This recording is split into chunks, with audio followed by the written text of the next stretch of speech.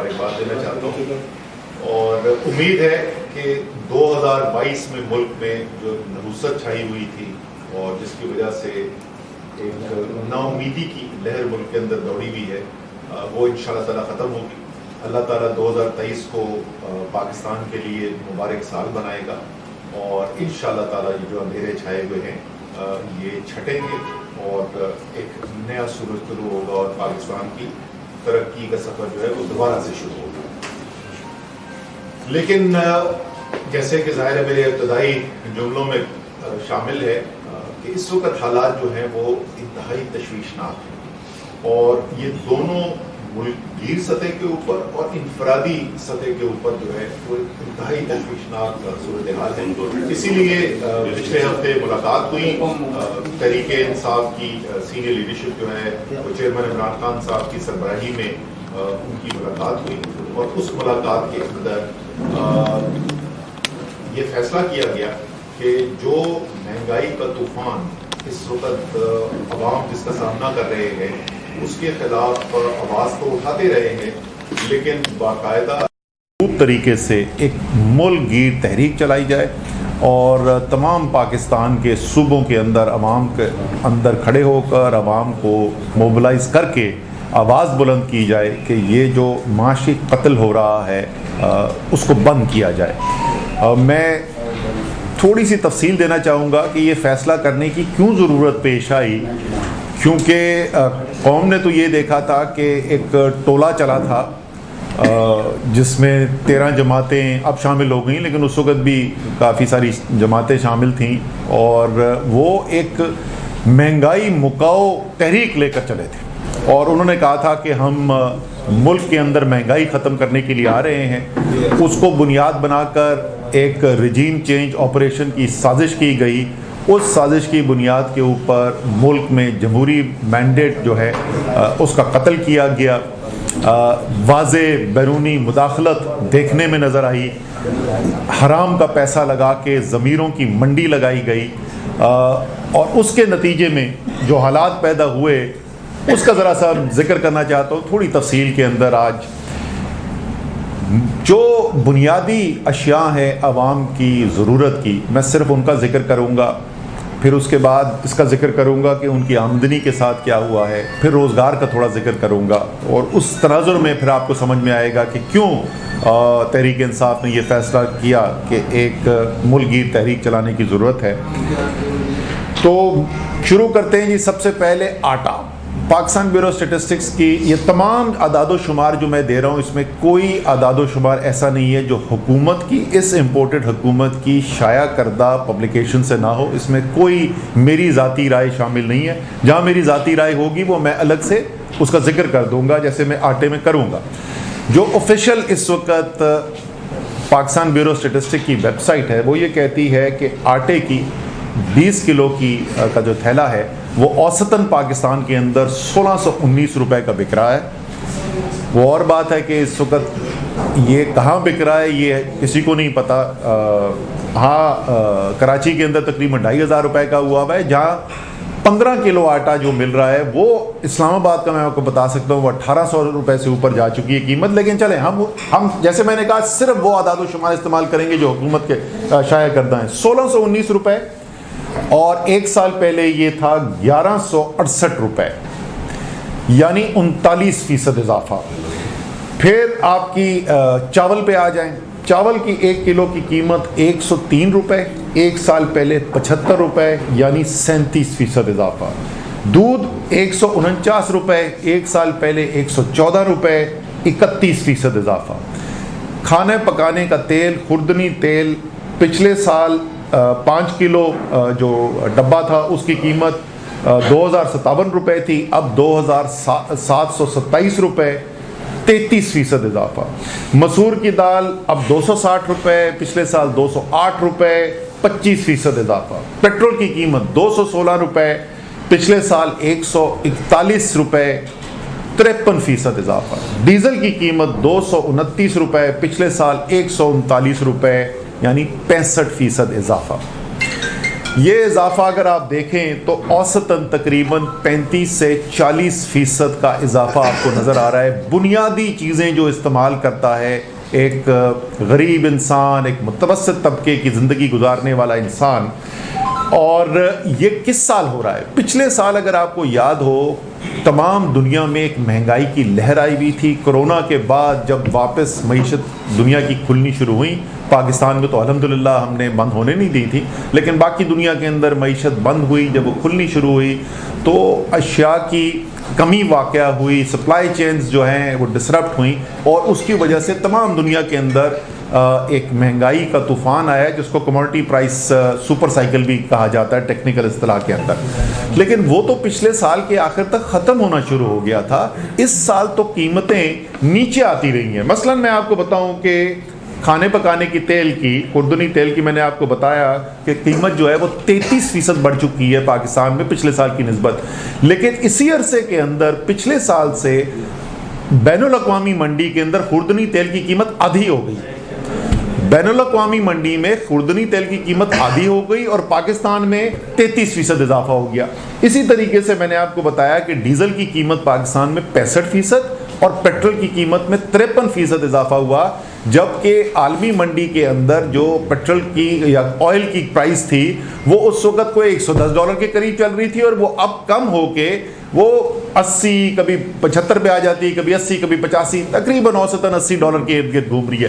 یعنی عالمی منڈی میں جس وقت قیمتیں اوپر تھیں تو پاکستان میں قیمتیں کم تھیں، یا پاکستان میں قیمتیں بڑھ گئی ہیں جبکہ عالمی منڈی کے اندر چیزیں کم ہو رہی ہیں. پاکستان میں قیمتیں کیوں اس وقت اتنی نہیں بڑھی تھی جتنی عالمی منڈی کے اندر بڑھی تھی؟ یہ بھی مجھے یاد ہے، اس وقت میں نے پریس کانفرنس کی تھی، بڑی تفصیل سے تمام دنیا کے ساتھ تقابلی جائزہ کر کے دیا تھا. اس کی وجہ یہ تھی کہ عمران خان عوام کے ووٹ لے کر آیا ہوا تھا، اور اس کو عوام کا اس کے دل میں درد ہے. اس لیے تمام فیصلے ہو رہے تھے کہ کس طریقے سے میں عوام کو اس مہنگائی کے بوجھ سے بچا سکوں، جو ایک غیر معمولی عالمی صورتحال پیدا ہوئی ہے، اس سے کیسے بچایا جائے. جس کو یہ حکومت کیا کہتی ہے؟ اس کو یہ کہتی ہے بارودی سرنگیں. عوام کو ریلیف دینے کو کہتے ہیں بارودی سرنگیں، اور عوام کے اوپر مہنگائی کا بوجھ ڈالنے کو کیا کہتے ہیں؟ یہ مشکل فیصلے. اللہ تعالیٰ ان کو ہدایت دے. لیکن جیسے میں نے کہا کہ اوسطاً تقریباً عام انسان کے استعمال کی چیزیں جو ہیں اس کے اندر تقریباً 35% کا اضافہ آپ دیکھ چکے ہیں. بجلی کی قیمت جس طریقے سے بڑھی ہے وہ آپ دیکھ چکے ہیں، تقریباً دگنے ہو گئے ہیں بجلی کے ریٹس. گیس کی قیمت جس طریقے سے بڑھائی گئی ہے. آمدنی کے ساتھ کیا ہوا ہے؟ آمدنی اسی پاکستان بیورو اسٹیٹسٹکس کی اعداد و شمار کے مطابق آپ کا ایک پینٹر ہے، ایک دہاڑی دار مزدور ہے، ان لوگوں کی آمدنی میں پچھلے ایک سال کے اندر کتنا اضافہ ہوا ہے؟ 9 سے 11% 12% کے درمیان، یعنی 10-11% کا اضافہ ہوا ہے اس کی آمدنی میں. اخراجات میں 35% سے زیادہ اضافہ، آمدنی میں 10-11% اضافہ. یعنی اگر ہم ایک شخص یہ مثال کے طور پر لیں کہ پچھلے سال دسمبر میں اس کی آمدنی 30,000 روپے تھی اور اس کے اخراجات بھی 30,000 روپے تھے، وہ ایک مشکل سے سفید پوشی کی زندگی گزار رہا تھا، اور وہ اپنا جو اس کی بجٹ ہے گھریلو اس کو پورا کرتا تھا، تو اس کے اخراجات میں پچھلے ایک سال کے اندر 10,000 سے 11,000 روپے کا اضافہ ہوا ہے، اور اس کی آمدنی میں 3,000 سے 3,200 300 روپے کا اضافہ ہوا ہے. یعنی اس کی آمدنی اور اس کے اخراجات کے اندر 7 سے 8,000 روپے کا فرق آ گیا ہے. اب یہ مجھے شہباز شریف بتائیں کہ یہ فرق وہ کہاں سے پورا کرے گا؟ شہباز شریف صاحب، آپ نے تو وعدہ کیا تھا کہ میں اپنے کپڑے بیچ کر عوام کے اوپر بوجھ کم کروں گا. ارب پتی نہیں، آپ تو مہا ارب پتی ہیں. 16 ارب روپے کی تو ٹیٹیز آتی ہیں آپ کے اکاؤنٹ کے اندر، تو کپڑے بھی بہت سارے ہوں گے آپ کے. ذرا قوم کو یہ بتانا پسند کریں گے کہ آپ نے کتنے کپڑے بیچے، اس میں سے کتنا پیسہ آپ نے جمع کیا، اور وہ عوام کی ریلیف کے لیے کہاں پر خرچ ہوا. پھر ایک دن تقریر میں انہوں نے کہا میں ساری رات جاگوں گا. میاں صاحب، اگر آپ کی ساری رات جاگنے کا یہ انجام جو ہے عوام کو دیکھنا پڑ رہا ہے، تو میرے خیال میں تمام پاکستان کی عوام کی طرف سے اپیل کرتا ہوں کہ خدا کا واسطہ رات کو سو جایا کریں. کم سے کم آپ کو دن میں صرف 16 گھنٹے ملیں گے تباہی کرنے کے لیے، بجائے کہ جو 24 گھنٹے آپ تباہی کر رہے ہیں. اس کے بات یہاں پر بھی بدقسمتی سے ختم نہیں ہوتی ہے. آگے حالات کس طرف جا رہے ہیں؟ یہ میں نے بھی آپ کو آمدنی کا ذکر کیا. یہ ان خوش قسمت لوگوں کے لیے ہے, ان دہاڑی دار مزدوروں کے لیے ہے, ان ملوں میں کام کرنے والوں کے لیے ہے جن کے پاس ابھی تک روزگار ہے. جس طریقے سے فیصلے کیے گئے ہیں اور معیشت کے پہیے کو جام کیا گیا ہے, باقاعدہ بریکیں لگا کر جام کر دیا گیا ہے. کسی ارب پتی بزنس مین سے, کسی بڑے کاروباری سے جا کے آپ بات کریں اور ان سے پوچھیں کہ اس وقت معیشت کی کیا صورتحال ہے, کاروبار کی کیا صورتحال ہے. کسی دکاندار سے بات کر لیں, کسی مزدور سے بات کر لیں, آپ کو ہر جگہ سے ایک ہی بات سننے کو ملے گی. معیشت جو ہے اس کو بالکل بریکیں لگا کر اس وقت جام کر دیا گیا ہے. فیکٹریاں بند ہو رہی ہیں. صرف ٹیکسٹائل انڈسٹری والوں نے جو اپنا تخمینہ دیا ہے, 15 لاکھ مزدور ٹیکسٹائل کے بے روزگار ہو گئے. روزگار شہری علاقوں میں, دیہاتوں کے اندر روزگار سب سے زیادہ اس کی جو تعلق ہوتا ہے وہ زراعت سے ہوتا ہے. زراعت کے جتنے برے حالات ہیں, کسان سے پوچھیں اس وقت کس طریقے سے, جو میں نے آپ کو بتایا 65% اس کی ڈیزل کی قیمت اوپر چلی گئی ہے, اس کی ان پٹ جو ہے وہ کس طریقے سے اوپر چلی گئی ہیں, اور اس کی آمدنی میں ساتھ اضافہ نہیں ہو رہا. فصلیں خراب ہو گئی ہیں, وہ ایک اور بدحالی کا شکار ہے. لیکن شہر کے اندر کہاں سے آتی ہے روزگار؟ سب سے بڑا شہر میں روزگار کا ذریعہ ہوتا ہے کنسٹرکشن انڈسٹری. کنسٹرکشن انڈسٹری کے کوئی براہ راست اعداد و شمار جو ہے وہ فوری طور پر نہیں آتے ہیں. عمومی طور پر سیمنٹ کی سیل جو ہے اس کو دیکھا جاتا ہے کہ اس سے پتہ چل جاتا ہے. آپ کو ظاہر ہے سیمنٹ کو گھر میں رکھنے کے لیے تو لیتا نہیں ہے, سیمنٹ لے رہا ہے تو اس کا مطلب کوئی کنسٹرکشن ہو رہی ہوگی. اگر سیمنٹ زیادہ بک رہا ہے اس کا مطلب کنسٹرکشن زیادہ ہو رہی ہے, سیمنٹ کم بک رہا ہے تو اس کا مطلب کنسٹرکشن کم ہو رہی ہے. سیمنٹ کی سیل جو ہے وہ اس سال کے پہلے 4 ماہ کے اندر 18% کم ہوئی ہیں بنسبت پچھلے سال کے, یعنی تقریباً 5واں حصہ کم ہو گئی ہے کنسٹرکشن. یہ 5واں حصہ یاد رکھیں, کنسٹرکشن کے اندر بہت بڑی تعداد کے اندر تقریباً تمام لوگ جو کام کر رہے ہیں وہ کوئی لمبی ملازمت کے اوپر نہیں ہے. اس دن کی دہاڑی کا کام ملتا ہے تو اس کو اجرت ملتی ہے, اس دن اگر دہاڑی نہیں لگتی ہے تو وہ خالی ہاتھ گھر جاتا ہے. سوچیں کس بڑی تعداد کے اندر دہاڑی دار اس وقت بے روزگار ہو رہا ہوگا. اسی طریقے سے صنعت ہے. صنعت میں سب سے بڑا شعبہ جو ہے وہ ٹیکسٹائل ہے. ٹیکسٹائل کی کہانی میں آپ کو بتا چکا ہوں کہ خود ٹیکسٹائل انڈسٹری کا اپنا تخمینہ یہ ہے کہ 18% جو ہے 15 لاکھ روزگار جو ہے وہ زائل ہو چکا ہے, یعنی 15 لاکھ لوگ بے روزگار ہو چکے ہیں. آٹو بہت بڑا سیکٹر بن گیا پاکستان میں. اس کا اسمبلی کا سیکٹر جو ہے لاکھوں لوگ اس کے اندر مزدور کام کرتے ہیں. 31% سیل کم ہوئی ہوئی. اور آج کل آپ دیکھتے ہوں گے اخباروں کے اندر ہر چند دن کے بعد کسی کمپنی کی اناؤنسمنٹ آتی ہے کہ جی انہوں نے اپنی پروڈکشن جو ہے وہ بند کر دی ہے. یعنی پاکستان کی تاریخ کی سب سے زیادہ مہنگائی, اور اس مہنگائی کے اوپر ایک خطرناک بے روزگاری کی لہر. یہ وہ وجوہ ہے کیونکہ تحریک انصاف بند کمروں کی سیاست میں یقین نہیں رکھتی, کسی رجیم چینج آپریشن کی سازش کا حصہ نہیں ہے. عوام کے ووٹ کے اوپر اپنی سیاست کرتی ہے. اللہ تعالیٰ پر یقین ہے, مدد اللہ سے مانگتے ہیں, لیکن انحصار زمین پر صرف عوام کے ووٹ پہ ہے. اس لیے یہ لازم ہے تحریک انصاف کے لیے کہ عوام کے اس مشکل وقت میں عوام کی آواز بنے, عوام کے ساتھ کھڑے ہوں. تمام تنظیموں کو ہدایات جاری کر دی گئی ہیں. میں نے سب سے شیڈیول منگوا لیے تھے. تمام پاکستان کے اندر یہ ریلی شروع ہو جائیں گی. سندھ کے اندر تھوڑا سا ایک مختلف طریقہ یہ کر رہے ہیں کہ ہم نے ایک ممبرشپ کیمپین یہاں پہ لانچ کی ہوئی ہے. اس کے علاوہ حیدرآباد, کراچی کے اندر مقامی حکومت کا الیکشن بھی ہونے والا ہے. اگر یہ پھر نہ بھاگ گئے, یہ بزدل لوگ پہلے 3 دفعہ بھاگ چکے ہیں. جس طرح آپ نے تماشا دیکھا کل اسلام آباد میں کس طریقے سے یہ بھاگے ہیں, توہین عدالت کر کے بھاگ گئے ہیں. تو یہاں پر ممبرشپ کیمپینز لگے ہوئے, ممبرشپ کیمپس لگے ہوئے. انہی ممبرشپ کیمپس کے اندر ہم جو ہے یہ جو احتجاجی مظاہرے جو ہیں اسی کے ساتھ مل کر یہاں پر بھی کریں گے.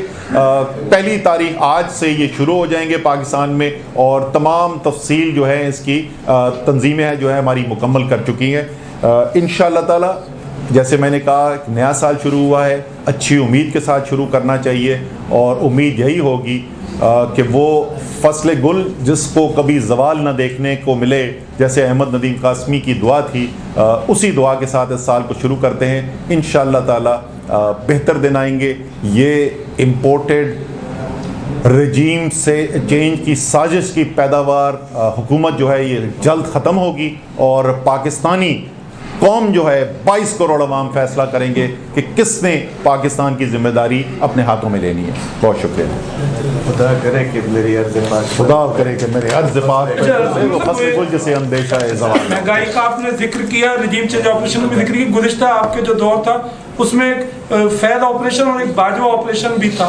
وہ ڈاکٹرائن تھی. خان صاحب کبھی ان کی تعریف کرتے تھے, اب ان کی جو ہے وہ مخالفت بھی کر رہے ہیں, بڑی بتا رہے ہیں. تو اس وقت کیا وجہ تھی کہ وہ باجوہ ڈاکٹرائن بہت اچھی تھی اور فیض آپریشن اچھا تھا؟ اچھا, یہ بڑی بار بار مجھ سے یہ سوال کیا جاتا ہے. بھیا اس سے تو صرف یہ ثابت ہوتا ہے کہ عمران خان اچھے کو اچھا بولتے ہیں, برے کو برا بولتے ہیں. وہ اس بنیاد پر فیصلے نہیں کرتے ہیں کہ ساڈا بندہ کون ہے اور کون ہماری ٹیم کے لیے کھیل رہا ہے. جو آپ اقدام کریں گے جو ملک کے لیے بہتری ہوگا تو آپ اس کی تعریف کریں گے. اگر لوکس سے مقابلہ کرنے کے لیے, کووڈ سے مقابلہ کرنے کے لیے اور ایسے کاموں میں جنرل باجوہ معاونت کریں گے, پاکستان کی قوم کی بہتری ہوگی, اس میں اس کی تعریف کی جائے گی. اگر وہ ایسا فیصلہ کریں گے جو پاکستان کی بہتری میں نہیں ہوگا تو اس پہ تنقید کی جائے گی. اس میں اتنی پریشانی کی کیا بات ہے؟ ایک نیریٹو یہ بھی بن رہا ہے کہ کراچی شہر میں متحدہ قومی موومنٹ کو ایک کیا جا رہا ہے, اور وہ بالخصوص یہ بیانیہ بن رہا ہے کہ پی ٹی آئی کا جو 14 سیٹیں وہ کلیم کرتے ہیں کہ ہماری چھینی گئی ہیں, اس کے رد عمل اور چیز کو جو ہے وہ کر رہا ہے. اس پہ کیا کہیں گے سر؟ اچھا جی, پہلی بات تو وہ جو چھینی گئی ہیں نا, یہ ہمیں بڑے ہمارے دوست کہتے تھے. مجھے ابھی تک یاد ہے میری آخری پریس کانفرنس میں سے ایک تھی اسلام آباد میں رجیم چینج کامیاب ہونے سے پہلے, اور اس میں نے کہا تھا کہ کر لیا ہے متحدہ نے اپنا فیصلہ, اب ہم نکلیں گے کراچی کی سڑکوں پر اور ہم دیکھیں گے کہ کس کا بیانیہ کراچی یقین کرتا ہے اور کس کا نہیں کرتا, اور کس کی سیٹیں چھینی گئی تھیں اور کس کی سیٹیں نہیں چھینی گئی تھیں. بھیا ابھی تو کوئی بہت پرانی بات نہیں ہوئی ہے. 2 مہینے پہلے الیکشن ہوئے ہیں. پہلے محمود مولوی صاحب میرے ساتھ بیٹھے ہوئے, ان کا الیکشن ہوا ہے, پھر عمران خان کا یہاں پہ الیکشن ہوا ہے. ذرا یاد کرانا کو مجھے پسند کرے گا کہ اس میں متحدہ کو ووٹ کتنا ملا تھا. اور جہاں تک تینوں کے مل جانے والی بات ہے, یہ تو بڑی اچھی بات ہے. الگ الگ 3 تیتروں کا شکار جو ہے اس میں محنت زیادہ ہوتی ہے, مل کے ہوں گے تو شکار زیادہ آسان ہو جاتا ہے. دیکھیں ان کا ووٹ بینک نہیں ہے. ہمارے ان میں سے کم کچھ لوگ جو ہیں ہمارے پرانے اتحادی رہ چکے ہیں, ذاتی طور پہ ہمارے ان کے ساتھ اچھے تعلقات بھی رہے ہیں. ان کو پتہ ہے کہ جس طریقے سے ہم نے کراچی کا مقدمہ لڑا ہے, اور یہ اچھی بات ہے. آپ کو یاد ہوگا خالد مقبول صدیقی نے اسی وقت یہ بات کی تھی جس وقت یہ رجیم چینج ہو رہا تھا کہ ہاں ہم نے معاہدے جو ہیں بہت ساری حکومتوں کے ساتھ کیے ہیں. آج تک جتنا عمل درآمد کراچی کے معاہدے کے اوپر تحریک انصاف کی حکومت نے کیا, کسی اور نے نہیں کیا. یہ ان کی اچھی بات ہے کہ انہوں نے پبلکلی ایکنالج کیا تھا. تو ہم نے مل کر کراچی کی بہتری کے لیے بھی کام کیا ہے. لیکن کراچی میں ووٹ بھائی میرے اس وقت عمران خان کا ہے. 3 کو جوڑ لیں یا 13 کو جوڑ لیں, ووٹ عمران خان کا ہے. اسد عمر صاحب 2 روز پہلے ٹی وی چینل کے اوپر اون چودھری صاحب نے کچھ انکشافات کیے, کیا کہیں گے اس کے حوالے سے؟ انکشاف کیے یا دعوے کیے؟ انکشاف تو مجھے کوئی نہیں نظر آیا, دعوے بہت سارے نظر آئے. اچھا, عاصم منیر صاحب کے آنے کے بعد کیا پی ٹی آئی کے اسٹیبلشمنٹ سے کوئی رابطے ہوئے بیک ڈور چینل, اور ان کے آنے کے بعد کیا کوئی آپ کو تبدیلی نظر آ رہی ہے؟ جو کہتے تھے کالز آ رہی ہیں, لوگوں کو توڑا جا رہا ہے, ڈرایا جا رہا ہے, گرفتاریاں ہو رہی ہیں, کسی قسم کے تعلقات میں بھی بہتری کے آثار ہیں یا نہیں؟ کیا کوئی بیک چینل ہے, کوئی مذاکرات ہو رہے نہیں ہو رہے؟ جو کوشش کی تھی وہ صدر پاکستان نے کی تھی, اور وہ صرف تحریک انصاف کے ساتھ نہیں, اور صدر پاکستان کا ایک آئینی ذمہ داری ہے. اور میں کہوں گا کہ بہت عرصے کے بعد پاکستان میں کوئی ایسا آئینی صدر آیا ہے جس نے واقعی اپنے آئین کی ذمہ داریاں پوری کی ہیں. میرے خیال میں عارف علوی کو جتنا بھی سراہا جائے وہ کم ہوگا.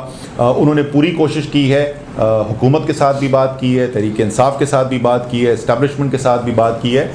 کوئی خاطر خواہ کامیابی ابھی تک حاصل نہیں ہوئی, لیکن ان کی آئینی ذمہ داری ہے, مجھے یقین ہے کہ اس کو پورا کرنے کی کوشش کریں گے. جہاں تک کیا ہمیں اس کے بعد تبدیلی نظر آ رہی ہے, دیکھیں ابھی شروع کے دن ہیں, ابتدائی دن ہیں. ابھی جو ہے وہ واضح طور پر یہ نہیں کہا جا سکتا کہ پالیسی بدل گئی ہے یا نہیں بدلی ہے. آپ کو پتہ ہے کہ پاکستان کی سیاست کا ایک پس منظر ہے. اس سے پہلے بھی جو سوال کیا گیا تھا, یہ بہت ساری چیزیں کیمرہ پر نہیں کہتے صحافی, لیکن ہمیں بھی پتہ ہے کہ انہوں نے سوال کیوں پوچھا تھا. کیونکہ تاثر یہ ہے اس وقت جو کراچی کی سڑکوں پر تاثر ہے وہ یہ نہیں ہے کہ متحدہ والے جو ہیں انہوں نے خود یہ فیصلہ کیا کہ چلیں ہم آپس میں ساتھ مل کر بیٹھ جاتے ہیں اور پرانی رنجشیں بھلا دیتے ہیں. तासुर ये है कि बैठाया जा रहा है, ठीक है जी।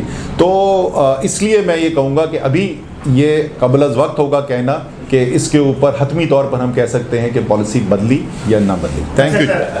आखिरी सवाल कि क्योंकि इलेक्शन का शेड्यूल आप लोग देते रहे और हुकूमत कहती रही, मौजूदा हुकूमत के इलेक्शन अपने वक्त पर होंगे, इमरान खान साहब ने 2-3 डेडलाइंस दी, शेख रशीद ने दी, आपने शायद कहीं बात की थी। अब बताएं कि मुल्क में इलेक्शंस कब हो रहे हैं, आम इलेक्शन?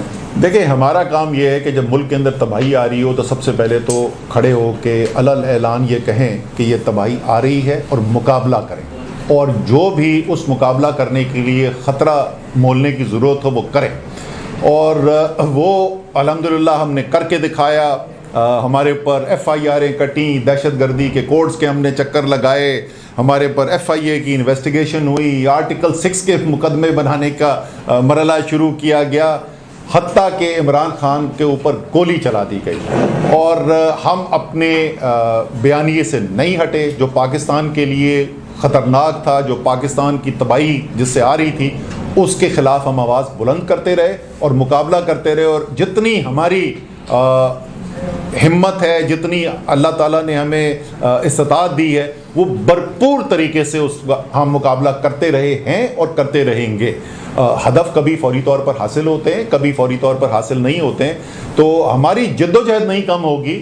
2023 तो अब तो सबने कहना शुरू कर दिया इलेक्शन का साल है, लेकिन जो इनकी सूरत हाल है, जिस तरीके से ये खौफज़दा हैं इलेक्शन से, ये आप भी कभी फार्मूला इस्तेमाल करके देखें। कोई PDM वाला अगर आपको कोई ज़्यादा तंग कर रहा हो ना और आपने उसको खौफज़दा करना हो, तो आप सिर्फ उसको ये कहें कि इलेक्शन आ रहा है, बस उसके बाद देखें वो कैसे गायब होता है। खजूल्ला बर्थडे है,